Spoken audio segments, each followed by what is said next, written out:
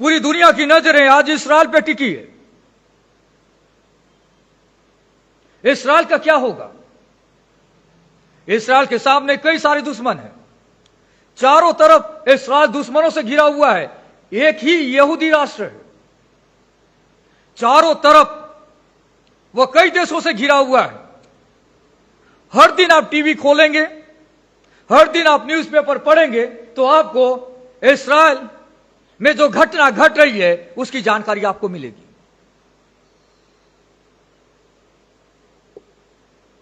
Bible में इस्राएल के बारे में सारी बातें बताई गई है। दुनिया में बाइबल ही एक ऐसी पुस्तक है जो इस्राएल का ओरिजिन बताता है, इस्राएल का भविष्य बताता है, इस्राएल एक कैसा राष्ट्र है बताता है, कैसे इस्राएल के जरिए पूरी दुनिया आशीषित होगी। छोटा सा मुल्क, छोटा सा देश, विश्व के मानचित्र में आपको सिर्फ एक डॉट दिखता है। बहुत ही छोटा यह देश है, पर यह देश दुनिया को कंट्रोल करता है। चारों तरफ बड़े बड़े देश हैं। रिसेंट में आप देख पा रहे हैं कि किस प्रकार आतंकवादी संगठनों ने इस्राएल के साथ युद्ध छेड़ रखा है। और हम देख रहे हैं कि कैसे ईरान, जो कई गुना बड़ा है इस्राएल से, लैंड के मामले में और जनसंख्या के मामले में, आज वर्तमान में इस्राएल की आबादी करीबन 1 करोड़ है। और एक देश की आबादी जो उसे लड़ना चाह रहा है, उसकी आबादी करीबन 9 से 10 करोड़ है। ईरान की आबादी, एक व्यक्ति 9 से 10 लोगों को लड़ रहा है। उसको छोड़कर अगल बगल में हमास का आतंकवादी संगठन, हिजबुल्लाह का आतंकवादी संगठन, लेबानोन, सीरिया, हूती, इराक, कई सारे देश इस्राएल के अस्तित्व को मिटाने के लिए एड़ी चोटी एक कर बैठे। परमेश्वर ने इब्राहिम से कहा था कि ये जो देश है, कनान देश, यह मैं तुझे दूंगा। आज लोग चाहते हैं कि इस्राएल वहां से हट जाए, यहूदियों का अस्तित्व समाप्त हो जाए। वैसा नहीं होगा। आने वाले संदेश में मैं आपको समझाऊंगा इस्राएल का इतिहास, कैसे इस्राएल अस्तित्व में आया और आज इस्राएल की कितनी भूमि होनी चाहिए बाइबल के अनुसार, और आज इस्राएल के पास कितनी भूमि है, प्रतिज्ञा की भूमि, द प्रोमिस लैंड। डिटेल में मैं आपको मैप के जरिए समझाऊंगा, पर आज मैं उसके पहले यह बताना चाहता हूं क्यों परमेश्वर ने इस्राएल को, इस्राएल राष्ट्र को अपनी प्रजा बनने के लिए चुना। उसका उद्देश्य क्या था? Why did God chose Israel to be his chosen people? आज मैं 2 बड़ी बातें आपको बताऊंगा बाइबल के अनुसार, जिससे कि हम समझ सके कि इस्राएल का कितना बड़ा रोल है वर्ल्ड में आज, और जब से इस्राएल अस्तित्व में आया है। परमेश्वर ने यहूदी लोगों को क्यों चुना? परमेश्वर का प्लान क्या था? सबसे पहली बात हम देखते हैं, उद्धारकर्ता यीशु मसीह को इस संसार में लाने के लिए परमेश्वर ने इस्राएल को चुना। परमेश्वर चाहता था कि इस्राएल राष्ट्र के जरिए प्रभु यीशु मसीह इस संसार में जन्म ले। इस्राएल वो जगह है जहां पर प्रभु यीशु का जन्म हुआ है।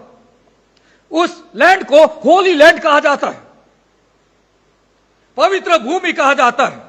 प्रभु यीशु मसीह का जन्म हो और वो उद्धार करता लोगों को पापों से और मृत्यु से आजादी दिलाएं। जब हम परमेश्वर के वचन को पढ़ते हैं, व्यवस्था विवरण उसका 7वां अध्याय 6 पद से लेके 9 पद तक। देखिए यहां पे क्या लिखा हुआ है। व्यवस्था विवरण अध्याय 7 6 से 9।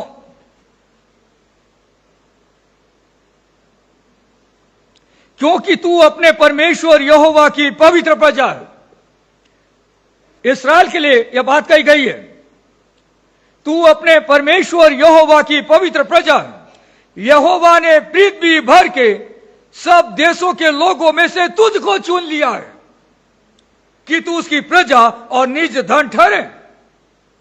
यहोवा ने जो तुमसे स्नेह करके तुमको चुन लिया, इसका कारण यह नहीं था कि तुम गिनती में और सब देशों के लोगों से अधिक थे, क्योंकि तुम तो सब देशों के लोगों से गिनती में थोड़े थे।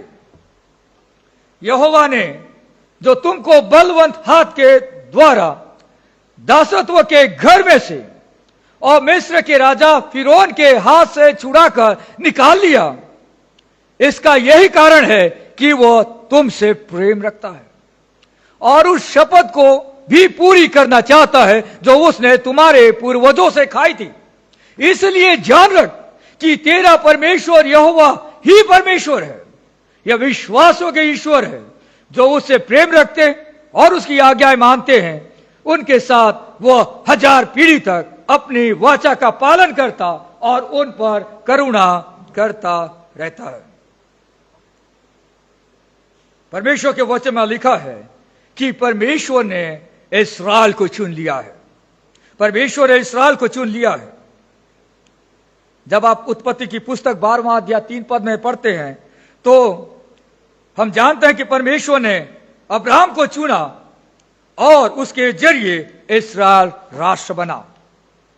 परमेश्वर अनंत काल से जानता था कि वो अपने बेटे प्रभु यीशु को इस संसार में भेजेगा।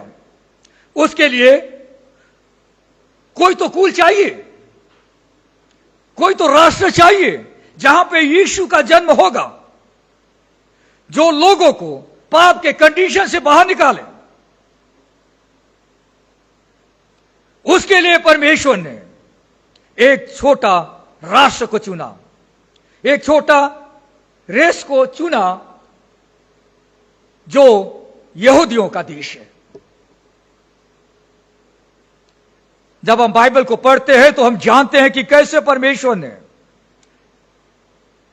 इस राष्ट्र को बनाया, इस राष्ट्र को अलग किया और इस राष्ट्र को जीवित रखा है। इस्राएल राष्ट्र को परमेश्वर ने जीवित रखा है, अन्यथा इसका अस्तित्व में बने रहना बड़ा मुश्किल है।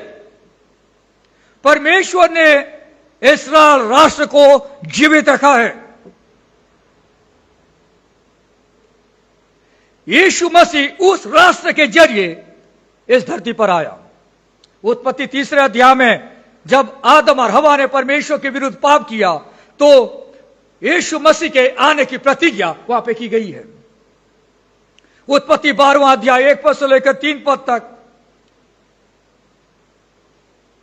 हम पढ़ते हैं कि परमेश्वर ने प्रतिज्ञा की कि इब्राहिम के जरिए, इसहाक के जरिए, याकूब के जरिए यीशु मसीह इस धरती पर आएगा। उसके बाद हम दूसरा शमूएल उसका 7वां अध्याय 12 से 16 में पढ़ते हैं कि वहां पे और भी क्लियर बताया गया है कि दाऊद के कुल से होकर वो यहां पे आएगा। यीशु मसीह वो कारण है जिसके लिए परमेश्वर ने इस्राएल को चुना और अपना स्पेशल लोग परमेश्वर ने बनाया। यीशु मसीह को किसी राष्ट्र से धरती पर आना था तो परमेश्वर ने इस्राएल को चुना। उद्धारकर्ता यीशु को इस संसार में लाने के लिए परमेश्वर ने इस्राएल को चुना। जब आप नया नियम पढ़ते हैं, जैसे लूका रचित सुसमाचार 2 अध्याय पद 25, आइए पढ़ते हैं। लूका रचित सुसमाचार उसका 2 अध्याय पद 25 में यहां लिखा है, यरूशलेम में समोन नामक एक मनुष्य था और वह मनुष्य धर्मी और भक्त था और इस्राएल की शांति की बाट जो हो रहा था और पवित्र आत्मा उस पर था। देखिए, नए नियम में हम पढ़ते हैं कि समून नामक एक व्यक्ति था जो इस्राएल की शांति की बाट जो रहा था। जो बातें पुराने नियम में लिखी है उन बातों के पूरा होने की बाट वो जो रहा था। उसी में 3 अध्याय पद 15 में लिखा है, जब लोग आस लगाए हुए थे और सब अपने अपने मन में यूहन्ना के विषय में विचार कर रहे थे कि क्या यही मसीह तो नहीं है। जब यूहन्ना बपतिस्मा देने वाला आया तो लोग सोच रहे थे कि कहीं यही मसीह तो नहीं है। लोग एक्सपेक्ट कर रहे थे कि मसीह आने वाला है। यहूदी लोग एक्सपेक्ट कर रहे थे कि मसीह आने वाला है। यीशु मसीह का जन्म यहूदी परिवार में हुआ। यीशु मसीह का जन्म इस्राएल राष्ट्र में हुआ।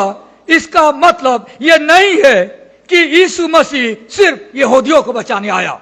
ध्यान से सुनिएगा, यीशु मसीह का जन्म यहूदी परिवार में हुआ। यीशु मसीह का जन्म इस्राएल राष्ट्र में हुआ। इसका मतलब यह नहीं है कि यीशु मसीह सिर्फ यहूदियों को बचाने के लिए इस धरती पर आया। रोमियो की पत्री 3 अध्याय पद 29 में देखिए क्या लिखा हुआ है। क्या परमेश्वर केवल यहूदियों ही का है? क्या अन्य जातियों का नहीं? हां, अन्य जातियों का भी है। यीशु मसीह संसार में न सिर्फ यहूदियों को बचाने के लिए आया पर अन्य जातियों को भी बचाने के लिए आया।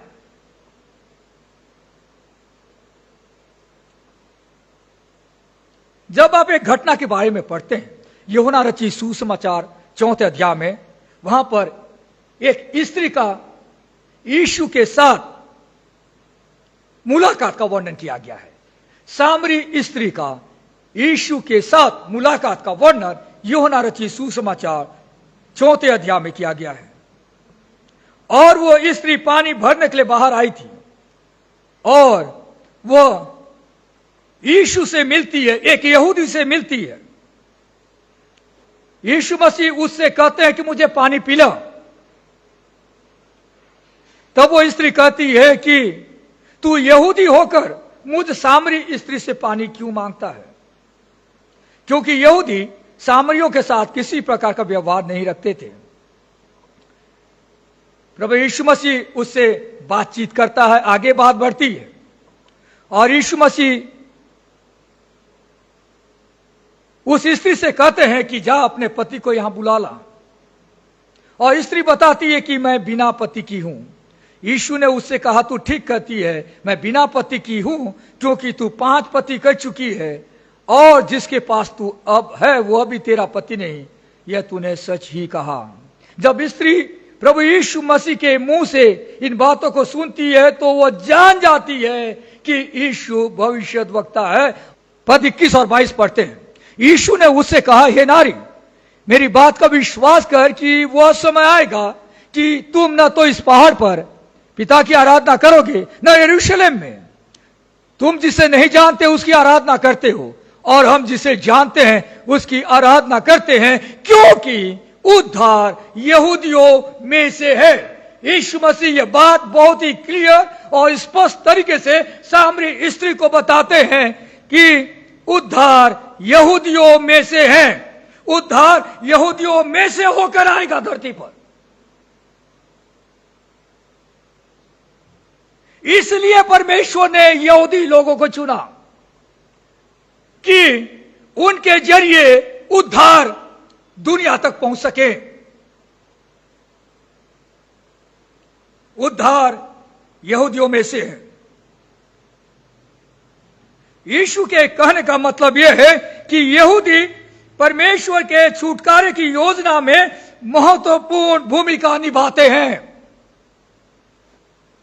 बहुत बड़ा फैक्ट है कि परमेश्वर ने इस्राएल को चुना, यानी इस्राएली प्रजा और इस्राएली भूमि दोनों परमेश्वर के द्वारा ठहराए गए हैं।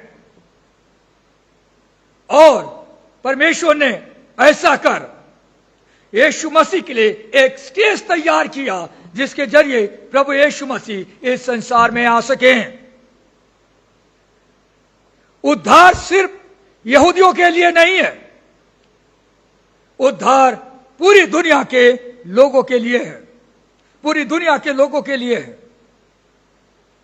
पद 23 में लिखा है, परंतु वह समय आता है, वरन अब भी है, जिसमें सच्चे भक्त पिता की आराधना आत्मा और सच्चाई से करेंगे, क्योंकि पिता अपने लिए ऐसे ही आराधकों को ढूंढता है।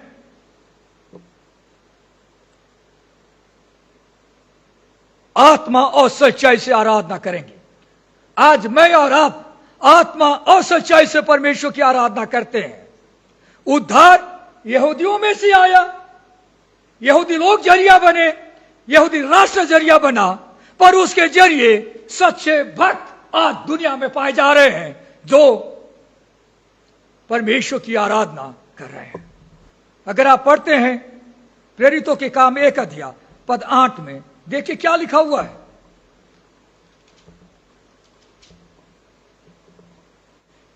छह से पढ़ते हम आगे। यीशु मसीह के स्वर्ग उठाए जाने से पहले यीशु मसीह अपने चेलों से बातचीत कर रहे हैं। अतः उन्होंने इकट्ठे होकर उससे पूछा, हे प्रभु, क्या तू इसी समय इस्राएल को राज्य फेर देगा? यह एक चर्चा का विषय था। उसने उनसे कहा, उन समयों या कालों को जानना जिनको पिता ने अपने ही अधिकार में रखा है तुम्हारा काम नहीं, परंतु जब पवित्र आत्मा तुम पर आएगा तब तुम सामर्थ पाओगे और यरूशलेम और सारे यहूदिया और सामरिया और पृथ्वी की छोर तक मेरे गवाह होगे। आज आत्मा और सच्चाई से परमेश्वर की आराधना करने वालों का एक बहुत बड़ा झुंड है। जैसा सामरी स्त्री ने यीशु का वचन सुना और उत्साह भरी प्रतिक्रिया उसने दी, वैसा अनुभव आज भी हमारे साथ होता है। पेंतीकुस्त के दिन में कलीसिया की शुरुआत हुई, सुसमाचार का प्रचार हुआ और बाइबल में लिखा है, प्रेरितों के काम 2 अध्याय 41वें पद में 3000 पुरुषों ने बपतिस्मा लिया और परमेश्वर की कलीसिया का हिस्सा बने। उसके बाद परमेश्वर की कलीसिया स्प्रेड होती चली गई। प्रेरितों के काम 8वां अध्याय 26 से 40 में आप पढ़ेंगे एक मंत्री के बारे में। आइए पढ़ते हैं। वो एक अन्य जाति का व्यक्ति था, उसने सुसमाचार सुना। पहले यहूदी लोगों ने सुना, फिर यहूदी से बाहर सुसमाचार स्प्रेड होने लगा। प्रेरितों के काम 8वां अध्याय 26 से आगे में आप देख पाएंगे। देखिए यहाँ पर लिखा है, फिर प्रभु के एक स्वर्गदूत ने फिलिपुस से कहा, उठ और दक्षिण की ओर उस मार्ग पर जा जो यरूशलेम से गाजा को जाता है। यह रेगिस्तानी मार्ग है।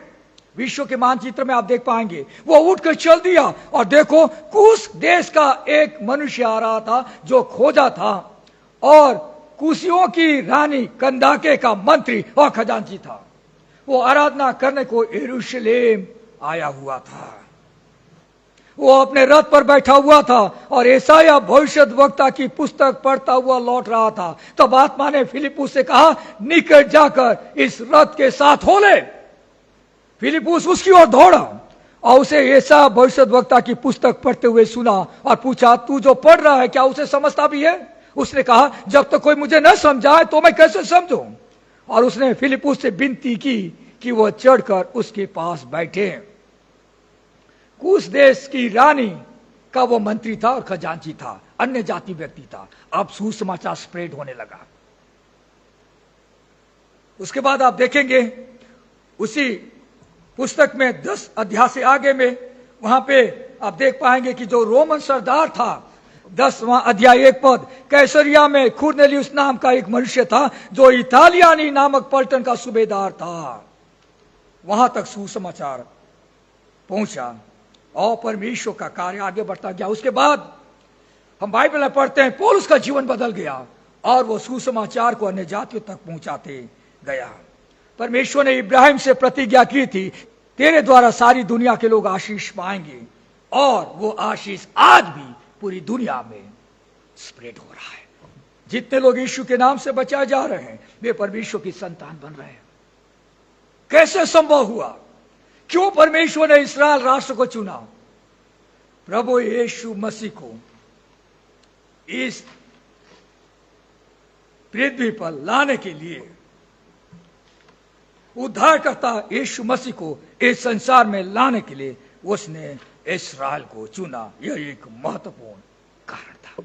दूसरा कारण क्यों परमेश्वर ने इस्राएल को चुना, संसार के लोगों को उसके बारे में और यीशु मसीह में उद्धार की योजना को बताने के लिए। ध्यान से सुनिएगा, दुनिया को सच्चा परमेश्वर की ओर इंगित करने वो परमेश्वर की मसीह यीशु में उद्धार की प्रतिज्ञा को बताने के लिए उसने इस्राएल को चुना। परमेश्वर चाहता था कि इस्राएल दुनिया के लोगों को बताएं कि परमेश्वर कौन है, परमेश्वर के स्टैंडर्ड को लोगों तक पहुंचाएं। इसलिए परमेश्वर ने इस्राएल को चुना था। परमेश्वर चाहता था कि वो याजकों का राष्ट्र बने, भविष्यद्वक्ताओं का राष्ट्र बने, दुनिया के लिए मिशनरी काम करे। इसलिए परमेश्वर ने इस्राएल को चुना था। उस राष्ट्र के जरिए परमेश्वर दुनिया के लोगों तक पहुंचना चाह रहा था।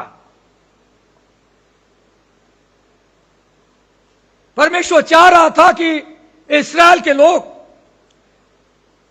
परमेश्वर के स्टैंडर्ड को दुनिया में अपने देश में बनाए रखे, कि दुनिया के लोग देख सके और जान सके कि इनका परमेश्वर कौन है।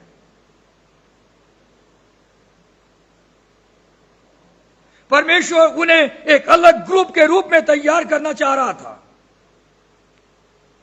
और परमेश्वर चाह रहा था कि लोग बताएं कि छुड़ाने वाला मसीह इस धरती पर आने वाला है। यह मैसेज देने के लिए परमेश्वर ने इस्राएल राष्ट्र को चुना था। यद्यपि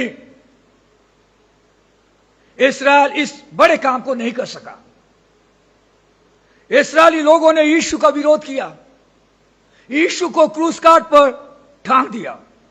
यीशु मसीह मर गया, गाड़ा गया और तीसरे दिन जी उठा।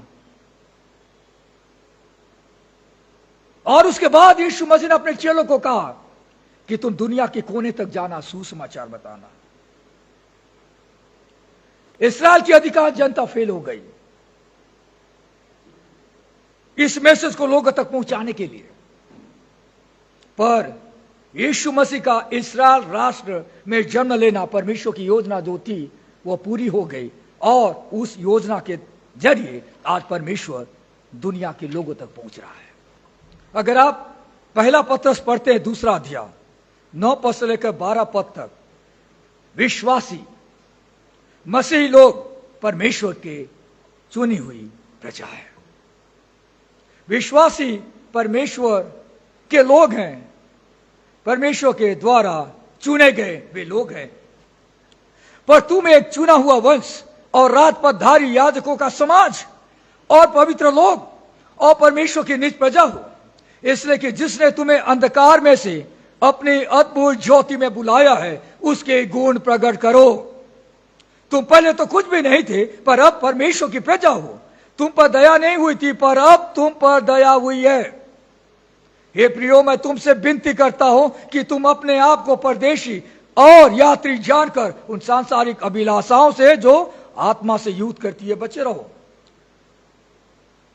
अन्य जातियों में तुम्हारा चाल चलन भला हो, ताकि जिन जिन बातों में वे तुम्हें कुकर्मी जानकर बदनाम करते हैं, वे तुम्हारे भले कामों को देखकर उन्हीं के कारण कृपा दृष्टि के दिन परमेश्वर की महिमा कर। यहाँ पे लिखा है कि तुम एक चुना हुआ वंश हो।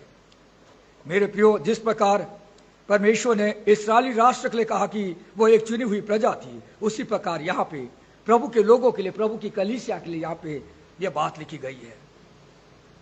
आज कलीसिया परमेश्वर की चुनी हुई प्रजा है। आज परमेश्वर चाहता है कि कलीसिया के जरिए परमेश्वर का नाम दुनिया तक पहुंचे। और परमेश्वर ने हमें इसलिए नहीं चुना कि हम हमारे भाई बहनों से बेहतर है, हमारे समाज में रहने वाले लोगों से हम बेहतर, इसलिए प्रभु ने हमें नहीं चुना। परमेश्वर ने अपने अनुग्रह से हमें चुना। अगर आप इफिसियों की पत्री पढ़ते हैं 1 अध्याय 4 पद से लेकर 6 पद तक, आप देखिए वहां पे कैसे परमेश्वर लोगों को चुनता है, उसका जिक्र किया गया है। इफिसियों की पत्री उसका 1 अध्याय 4 से 6 यहां लिखा है, जैसा उसने हमें जगत की उत्पत्ति से पहले उसमें चुन लिया कि हम उसके निकट प्रेम में पवित्र और निर्दोष हों, और अपनी इच्छा के भले अभिप्राय के अनुसार हमें अपने लिए पहले से ठहराया कि यीशु मसीह के द्वारा हम उसके लिए पालक पुत्र हो, कि उसके उस अनुग्रह की महिमा की स्तुति हो जिसे उसने हमें उस प्रिय में सेंत में दिया। हमको उसके लहू के द्वारा छुटकारा अर्थात अपराधों की क्षमा उसके उस अनुग्रह के धन के अनुसार मिला है, जिसे उसने सारे ज्ञान और समझ सहित हम पर बहुत आशा किया। यहां लिखा है कि जगत की उत्पत्ति से पहले परमेश्वर ने मुझे और आपको चुन लिया है। दुनिया नहीं बनी थी, लेकिन प्रभु ने हमें चुन लिया था। प्रभु ने हमें चुन लिया था कि हम परमेश्वर की संतान कहलाएं।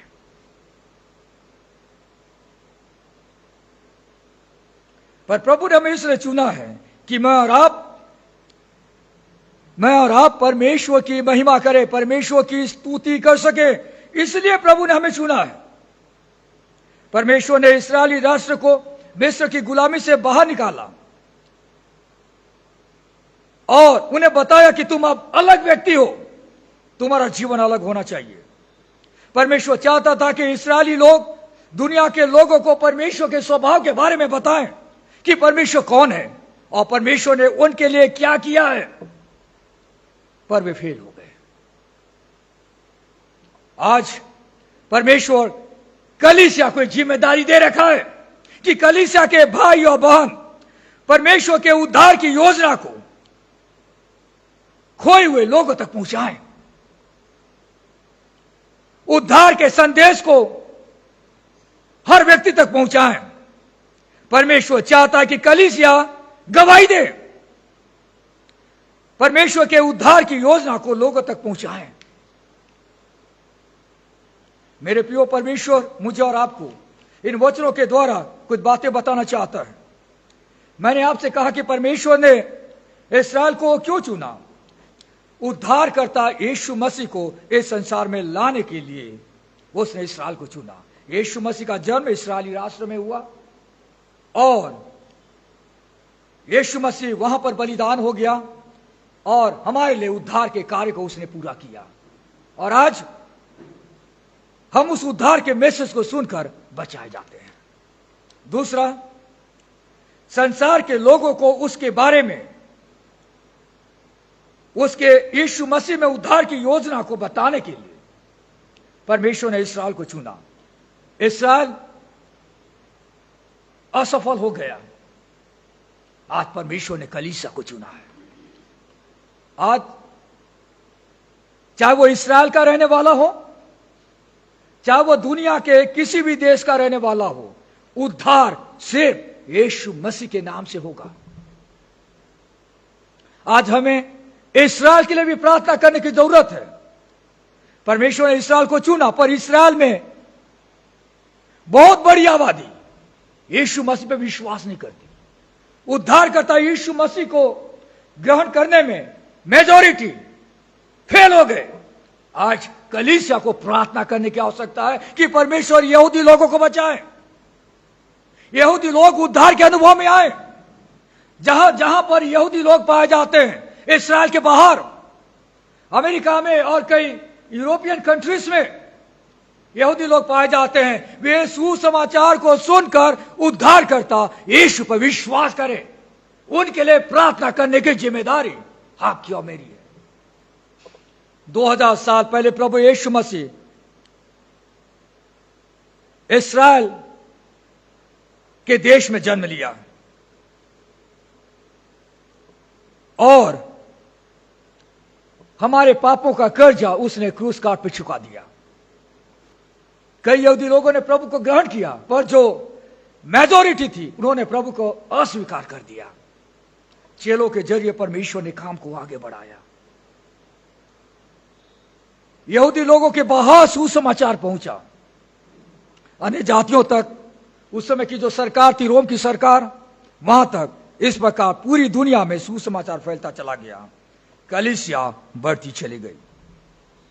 आज प्रभु ने कलीसिया को रखा है कि वे परमेश्वर के प्यार को लोगों तक पहुंचाएं, परमेश्वर के स्वभाव को लोगों तक पहुंचाएं, परमेश्वर कौन है उसके बारे में लोगों को बताएं, परमेश्वर ने उनके लाइफ में क्या बदलाव लाया है उसके बारे में लोगों को बताएं। आज कलीसिया को यह जिम्मेदारी दी गई है कि वे गॉस्पेल मैसेज को शेयर करें। आज बहुत सारी कलीसियाएं इस मैसेज को शेयर नहीं करती। कलीसिया में कई सारे लोग ऐसे हैं जो सुसमाचार को जानते ही नहीं है। कलीसिया में कई सारे लोग ऐसे हैं जिन्होंने यीशु को अपने जीवन का उद्धारकर्ता ही ग्रहण नहीं किया है। तो वे कब सुसमाचार लोगों तक पहुंचाएंगे? बाइबल में लिखा है कि परमेश्वर ने जगत से प्रेम रखा, यूहन्ना 3:16 में। सारी दुनिया के लोगों को प्रभु बचाना चाहता है। ध्यान से सुनिएगा, परमेश्वर दुनिया के हर लोगों से प्यार करता है, पर जिनका नया जन्म हुआ है वे ही परमेश्वर की संतान है, वे ही परमेश्वर की संतान है। बाइबल में कभी भी खोए हुए लोगों को परमेश्वर की संतान नहीं कहा गया है। सिर्फ उद्धार पाए हुए लोग परमेश्वर की संतान है। मेरे प्रियो, परमेश्वर अपने वचन के द्वारा मुझसे और आपसे बातचीत करना चाहता है। आज का ये मैसेज मेरा और आपके लिए बहुत महत्वपूर्ण है। इस साल से जुड़ी यह एक महत्वपूर्ण टीचिंग है जो हमें समझना है। परमेश्वर ने इस्राएल को इसलिए नहीं चुना कि वे बहुत पावरफुल लोग थे, पावरफुल जनता थी, पर परमेश्वर ने इस्राएल को चुना क्योंकि परमेश्वर इस्राएल को चुनना चाहता था। आज परमेश्वर ने हमें चुना इसलिए नहीं कि हम दूसरे लोगों से ज्यादा बुद्धिमान, ज्ञानवान, बलवान हैं। परमेश्वर चाहता था कि हम उसके लोग बने और परमेश्वर कहे कि तू मेरा है, तू मेरा ही है। आइए हम प्रार्थना करें। प्यारे परमेश्वर पिता, हम आपको धन्यवाद देते हैं, आपने इस्राएल को चुना कि उसके जरिए उद्धारकर्ता यीशु मसीह इस धरती पर आ सके, और उसी राष्ट्र में यीशु मसीह आप बलिदान हो गए। अधिकांश यहूदी लोगों ने आपको ग्रहण नहीं किया, पर आप उनके लिए भी बलिदान हो गए कि यहूदी लोग बच सके। और जब हम वचन को पढ़ते हैं तो हम जानते हैं कि आपने अपने चेलों को आज्ञा दी और चेले इस्राएल से बाहर जाकर उन्होंने सुसमाचार प्रचार किया, जिसके कारण आज दुनिया में मसीहों का झुंड पाया जाता है, कलीसियाएं पाई जाती है। प्रभु, आपने हमें भी प्यार किया, हमें भी अपना बनाया, आपने हमें अपनी संतान बनाई। हम धन्यवाद देते हैं। प्रभु, आप हमारी सहायता करें, कलीसिया की सहायता करें कि हम इस उद्धार के मैसेज को, आपके गुण को, आपके किए गए कार्य को जो आपने पूरी दुनिया के लिए किया है, हम लोगों को बता सकें। हमारे कोई भी रिश्तेदार, हमारे जान पहचान वाले लोग, मित्रगण नाश ना हो पर बच सके। आप सहायता और मदद करें। वचन के द्वारा बातचीत करने के लिए हम आपको धन्यवाद देते हैं और उद्धारकर्ता प्रभु यीशु मसीह के नाम से हम इस प्रार्थना को मांगते हैं। आमीन।